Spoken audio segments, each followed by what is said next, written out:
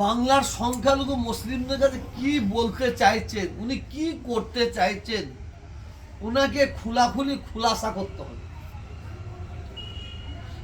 উনি কি বলতে চাইছেন, উনি কি করতে চাইছেন? পশ্চিমবাংলার মুখ্যমন্ত্রী উনি কি চাইছেন মুসলমানদের আর প্রয়োজন নাই, মুসলমানদের আর দরকার নাই, মুসলমানদের ভোটের কোনো প্রয়োজন নাই? ওনাকে খোলাখুলি প্রকাশ করতে হবে। দেখেন, ওয়াকফ সম্পত্তিটা কেন্দ্রীয় সরকারের বাবার সম্পত্তি নেই, ওয়াকফ সম্পত্তিটা মুসলমান এই রাজ্য সরকারের বাবার সম্পত্তি নেই, কেন্দ্রীয় সরকারের বাবার সম্পত্তি নেই, আর রাজ্য সরকারের বাবার সম্পত্তি নেই। ওয়াকফ সম্পত্তিটা হচ্ছে মুসলমানদের বাবার সম্পত্তি। যেমন দেবত্ব সম্পত্তি হিন্দুদের বাবার সম্পত্তি, আর সেই ওয়াকফ সম্পত্তির ওপরে কেন্দ্রীয় সরকার হস্তক্ষেপ করেছে, যার জন্য সারা ভারতবর্ষের মানুষ, সারা বাংলার মানুষ প্রতিবাদ করছে, বিক্ষোভ করছে। এমন সময় পশ্চিম বাংলার মুখ্যমন্ত্রী মমতা ব্যানার্জি উনি বলেন, যদি প্রতিবাদ করতে হয়, আন্দোলন করতে হয়, সেটা দিল্লিতে যে করুন।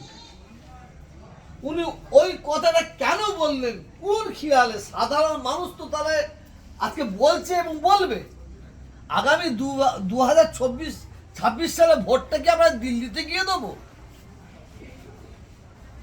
আমরা দিল্লিতে গিয়ে দেবো, এটা তো বলতে পারে। মমতা ব্যানার্জি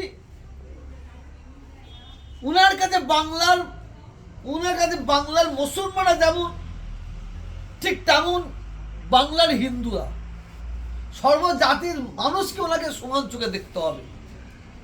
আজকে পশ্চিমবাংলার মুখ্যমন্ত্রী উনি দীঘায় মন্দির করেছেন, জগন্নাথ মন্দির করেছেন, আমাদের আপত্তি নেই, আমাদের কোনো গাত্র জানা নেই। কিন্তু দীঘায় 100-র মধ্যে 40টা তো মুসলিম যায়, ওটা তো পর্যটক কেন্দ্র। ওখানে বারেবার ওনাকে দাবি করা সত্ত্বেও ওখানে দীঘায় একটা মসজিদ হচ্ছে না কেন? ওয়াকফ সম্পত্তির অর্থ দিয়ে ওখানে একটা মসজিদ করা হচ্ছে না কেন? এটা একটা জিজ্ঞাসার চিহ্ন।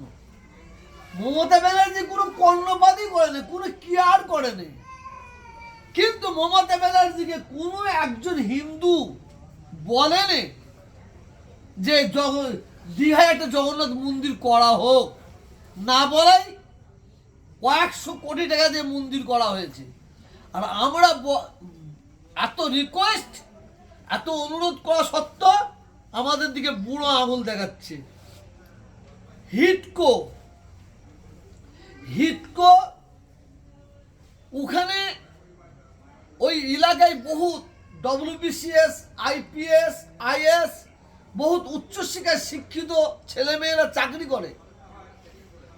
ঈদের সময় নামাজ পড়বে, একটা ঈদগাহ জায়গা বছর পর বছর জায়গা চাওয়া হচ্ছে। ওখানে নামাজ পড়বে 5 ওয়াক্ত, একটা জায়গা চাওয়া হচ্ছে।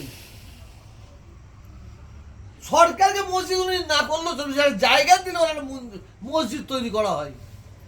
কিন্তু সেই কথা উনি কোনো কর্ণপাত করেনি, সেই বুড়ো আঙুল দেখাচ্ছে, সেই বুড়ো আঙুল। কিন্তু হিডকোর মধ্যে 13টা মন্দির করা হয়েছে, 13টা মন্দির করা হয়েছে। সেখানে মমতা ব্যানার্জির কোনো আপত্তি নেই, কোনো আপত্তি নেই। ওখানে একটা দুর্গাঙ্গন অঙ্গন করবে কয়েকশো কোটি টাকা দিয়ে। এটা বাংলার মুসলমানদের একটা জিজ্ঞাসার চিহ্ন রয়ে যাচ্ছে। মমতা ব্যানার্জি কি করতে চাইছেন, উনি কি বলতে চাইছেন?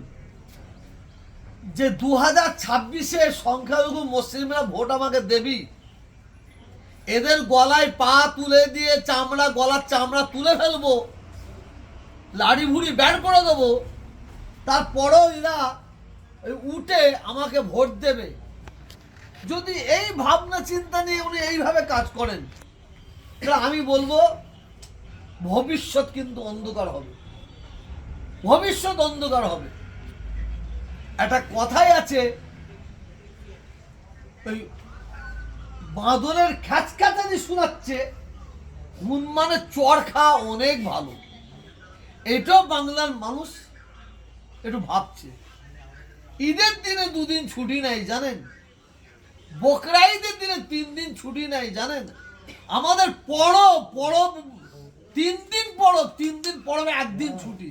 বারে বার রিকোয়েস্ট করা হচ্ছে, বারে বার রিকোয়েস্ট করা হচ্ছে। আমার মনে হয় বাংলার মানুষের কথাবার্তা শুনে মনে হচ্ছে উনি চাইছে মুসলমানদের ভোটগুলো বেঁধে ফেলেছি, এবার হিন্দু ভোট কিছু ভটকে যাচ্ছে, সেই হিন্দু ভোটকে ধরার জন্য আজকে আমাকে এই ধরনের কাজ করতে হচ্ছে। অর্থাৎ বিজেপি যে পদে হাঁটছে সেই পদে আমাকেও হাঁটতে হবে। কিন্তু বাংলার সংখ্যালঘু মুসলিমরা এখনো মমতা ব্যানার্জির উন্নয়নকে পছন্দ করে, মমতা ব্যানার্জির কাজকে পছন্দ করে। কিন্তু বাংলার মুসলমানরা অবজ্ঞাকে পছন্দ করছে না, জানে না এর পরিণতি কি হবে। হুজুর,